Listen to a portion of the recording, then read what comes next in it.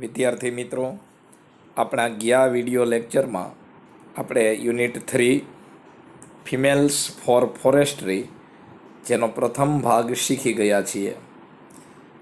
આજે આપણે લેક્ચર 2માં બીજો ભાગ શીખીશું. તો લેક્ચર 2ની શરૂઆત કરીએ. Look at the pictures. ચિત્રની સામે જુઓ. What do you notice?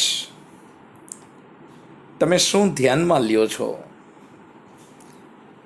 There are some men, women and children embracing the trees. Embracing એટલે ભેટી પડતું. There are some men, women and children embracing the trees. તો વૃક્ષોને ભેટતા હોય એવા અમુક પુરુષો, સ્ત્રીઓ અને બાળકો છે. The two men are with saws in their hands. Saws એટલે લાકડા કાપવાની કરવત. The two men are with saws in their hands. બે પુરુષો તેના હાથમાં કરવત સાથે છે. They want to cut down the trees.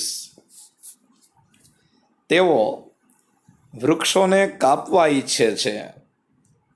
But people are protecting ધેમ.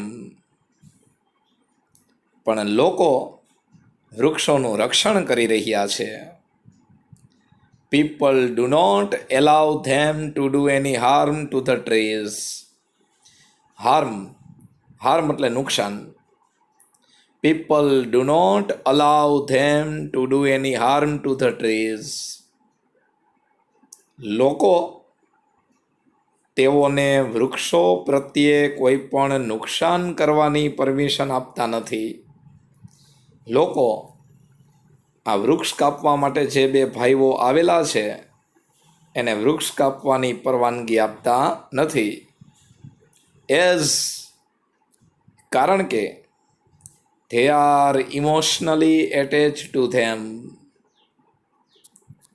કારણ કે તેઓ એટલે કે લોકો વૃક્ષોની સાથે લાગણીશીલ રીતે એટેચ થયેલા છે. કારણ કે લોકો એ વૃક્ષોની સાથે લાગણીશીલ રીતે જોડાયેલા છે. It was Chipko movement to save the trees. એ વૃક્ષોને બચાવવા માટેનું ચિપકો આંદોલન હતું. The movement saved the green forest.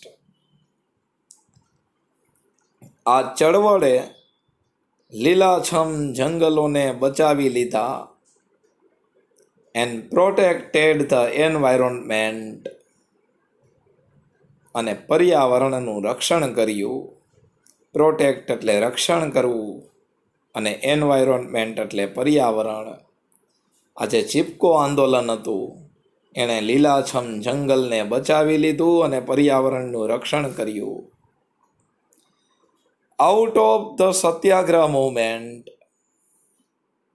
સત્યાગ્રહની ચળવળમાંથી has grown the post independence Chipko movement. આ સત્યાગ્રહની ચળવળમાંથી જ એકદમ સ્વતંત્ર એવા ચિપકો આંદોલનનો વિકાસ થયો. ઇન વિચ કે જેમાં village people have actually put their bodies around the trees.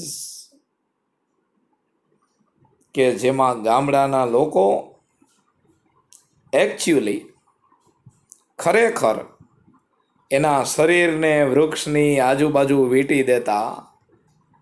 શેના માટે? To stop them from being cut. તેઓને કપાતા અટકાવવા માટે. ફેલ એટલે કાપવું, એનું ભૂતકાળ થાય ફેલ્ડ અને સમાનાર્થી થાય કટ. તો આ સત્યાગ્રહની ચળવળમાંથી એક સ્વતંત્ર એવું ચિપકો આંદોલનનો વિકાસ થયો કે જેમાં ગામડાના લોકો વૃક્ષને કપાતા અટકાવવા માટે ખરેખર એનું શરીર ઝાડની આજુબાજુ વીંટી દેતા. This grassroot struggle, this grassroot struggle against commercial cutting of the Himalaya forest of Uttar Pradesh, ઉલટેથી ઉત્તર પ્રદેશના હિમાલયના જંગલોને વ્યવસાયિક રીતે કાપવું, એની સામે આ જળ મૂળમાંથી ઊભી થયેલી ચળવળે has forced the state government, રાજ્ય સરકારને દબાણ કર્યું. શેના માટે? ટુ રીથિંક ઇટ્સ સ્ટ્રેટેજી, એની વ્યૂહરચના ફરીથી વિચારવા માટે. રાજ્ય સરકારે પૈસા કમાવા માટે જે જંગલોનો નાશ કરવાનું નક્કી કરેલું હતું, એ વ્યૂહરચનાને ફરીથી વિચારવા માટે ઉત્તર પ્રદેશના લોકોએ આ ચળવળ થકી એની સ્ટ્રેટેજી બદલવા માટે ફરીથી વિચારવાનું કહ્યું. ઇનફેક્ટ, હકીકતે commercial felling is now banned above the height of 1000 meter. Fail એટલે કાપવું, બેન BAN, બેન એટલે મનાઈ કરવી, પ્રતિબંધ મૂકવો. તો હકીકતે કોમર્શિયલ ફેલિંગ એટલે કે વૃક્ષોને વ્યવસાયિક રીતે કાપવા is banned above a height of 1000 meter. એ 1000 મીટરની ઊંચાઈએ મનાઈ છે. 1000 મીટરની ઊંચાઈએ જે વૃક્ષો આવેલા છે એને વ્યવસાયિક હેતુથી કાપવા એ મનાઈ છે. But there are large areas of degraded forest. પણ ઘટેલા જંગલોનો વિશાળ એવો વિસ્તાર છે. ડિગ્રેડેડ એટલે ઘટેલું, ઘટી ગયા હોય એવા જંગલોનો વિશાળ વિસ્તાર છે. And forest department has failed to reforest them. Reforest એટલે પુનઃ વનીકરણ કરવું. ઘટેલા જંગલોનો પણ વિશાળ એવો વિસ્તાર છે. And forest department has failed to reforest them. અને જંગલ ખાતું તેનું પુનઃ વનીકરણ કરવામાં નિષ્ફળ ગયું છે. જંગલ ખાતાએ વૃક્ષોને કાપી તો નાખ્યા, પણ ફરીથી વૃક્ષોને વાવવામાં જંગલ ખાતું નિષ્ફળ ગયું છે. એઝ અ રિઝલ્ટ, પરિણામ સ્વરૂપે now there is a severe scarcity of animal fodder and domestic fuel. Severe scarcity એટલે સખત તંગી. એનિમલ ફોડર એટલે પ્રાણીઓનો ચારો, અને ડોમેસ્ટિક ફ્યુઅલ એટલે ઘરનું બળતણ. તો જંગલ ખાતું ફરીથી જંગલોને ઊભા કરવામાં નિષ્ફળ ગયું. એનું પરિણામ શું આવ્યું? તો કે there is a severe scarcity of animal fodder and domestic fuel. પ્રાણીઓનો ચારો અને ઘરના વપરાશ માટેનું બળતણ, એની તીવ્ર અછત ઊભી થઈ. એન એક્યુટ વોટર શોર્ટેજ અને તીવ્ર પાણીની તંગી ઊભી થઈ. વિમેન સફર ધ મોસ્ટ. સફર એટલે પીડાવું. વિમેન સફર ધ મોસ્ટ. આમાં સ્ત્રીઓ સૌથી વધારે પીડાય છે. જ્યારે બળતણની તંગી ઊભી થાય, પાણીની તંગી ઊભી થાય, ત્યારે સ્ત્રીઓ સૌથી વધારે પીડાય છે. In many parts of the hills, ટેકરીવાળા ઘણાય ભાગોમાં now women have to walk all day એટલે આખો દિવસ. ટેકરીવાળા ઘણા ભાગોમાં now women have to walk all day. હવે સ્ત્રીઓએ આખો દિવસ ચાલવું પડે છે. To collect the daily requirements of fodder, fuel and water. ચારો, બળતણ અને પાણીની જરૂરિયાતને કલેક્ટ કરવા માટે, પ્રાણીઓનો ચારો, બળતણ અને પાણી, આ બધી રિક્વાયરમેન્ટ્સ પોતાની પૂરી કરવા માટે આખો દિવસ સ્ત્રીઓએ ચાલવું પડે છે. Inspired by the Chipko movement, Chipko આંદોલનથી પ્રેરિત થઈને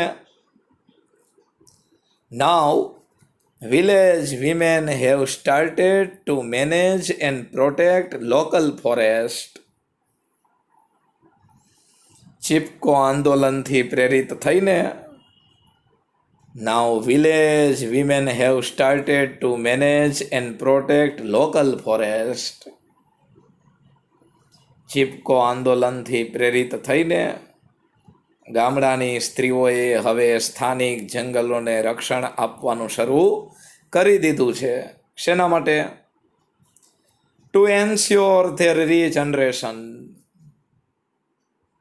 એના પુનઃ સ્થાપનની ખાતરી કરવા માટે, જંગલોનું પુનઃ સ્થાપન થાય એ માટે સ્ત્રીઓએ હવે ખુદ સ્થાનિક જંગલોને રક્ષણ આપવાનું મેનેજ કરી લીધું છે. તો મિત્રો, અહીંયા આપણે આપણો લેક્ચર 2 પૂર્ણ કરીશું. જો તમને વિડીયો સમજમાં ન આવે તો બીજી વાર જુઓ. અક્ષર ન દેખાય તો ઇંગ્લિશની ટેક્સ્ટબુક સામે રાખો. સાથે સાથે અમુક અઘરા શબ્દોને નોટમાં લખવાની ટેવ રાખશો. સાથે સાથે એ શબ્દોને યાદ પણ રાખશો તો ઇંગ્લિશ ખૂબ જ સરળ બની જશે. મિત્રો, ગુજરાત સરકારે આ પાઠ ટેક્સ્ટબુકમાં આપણને માત્ર અમુક માર્ક્સ લેવા માટે નથી આપ્યો, પણ આપણે પર્યાવરણને બચાવતા શીખીએ, પાણીનો સદુપયોગ કરીએ, સાથે સાથે પશુ પક્ષીઓ, જીવજંતુઓ અને પ્રાણીઓનું પણ ધ્યાન રાખીએ. એવી બધી ભાવનાઓ આપણામાં આવે એટલા માટે આપણે આવો પાઠ ટેક્સ્ટબુકમાં શીખવાના હોય છે. જો આવી બધી ભાવનાઓનો આપણામાં વિકાસ થાય તો જ આપણે પ્રેક્ટિકલ જ્ઞાન મેળવી શક્યા હોય એવું કહેવાય. નહીંતર ગોખેલું અને પુસ્તકિયું જ્ઞાન દરેક પાસે હોય જ છે. અત્યારે ગ્લોબલ વોર્મિંગ એટલું બધું આગળ વધી ગયું છે કે પૃથ્વીનું રક્ષણ કરવા માટે, આપણું પોતાનું જીવન ટકાવી રાખવા માટે વૃક્ષો, પશુ પક્ષીઓ, જીવજંતુઓ, આ દરેક સજીવોનું રક્ષણ કરવું એ હવે અનિવાર્ય બની ગયું છે. એક સારું ગ્રુપ બનાવીને, વ્યસનથી દૂર રહીને ગૌશાળામાં દાન આપી શકાય, અલગ અલગ જગ્યાએ વૃક્ષ વાવવાની પ્રવૃત્તિ કરી શકાય. મિત્રો, આવા બધા કાર્યો આપણને આપણા વિકાસ તરફ લઈ જાય છે. અને દુનિયામાં કયો વ્યક્તિ એવો હોય છે જે પોતાનો વિકાસ ઈચ્છતો નથી? કોઈ કવિએ સરસ કહ્યું છે કે if you truly love nature, જો તમે સાચે જ પ્રકૃતિને પ્રેમ કરતા હોય તો you will find beauty everywhere, તો દુનિયામાં તમને દરેક જગ્યાએ સુંદરતા દેખાશે. થેન્ક યુ મિત્રો.